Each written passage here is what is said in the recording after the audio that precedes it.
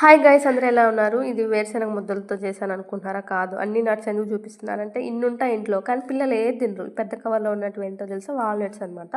తెచ్చి 3 months అవుతుంది. వాళ్ళు తింటారని నేను తినక చెడిపోయాయి.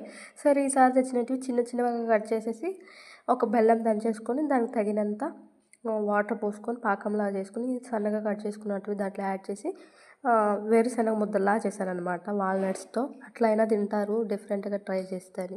చూసేదానికి వేరుశనగ ముద్దల్లాగా ఉన్నాయి కదా, కాదు, అవి వాల్నట్స్తో చేశాను.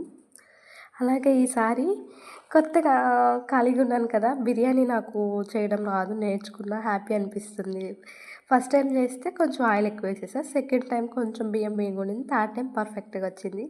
సాటిస్ఫాక్షన్ అనమాట. మనకు రానిది ఏదైనా వస్తే అది చిన్న పనైనా పెద్ద పనైనా మనసుకు చాలా హ్యాపీ అనిపిస్తుంది. ఎట్లుంది నాన్న?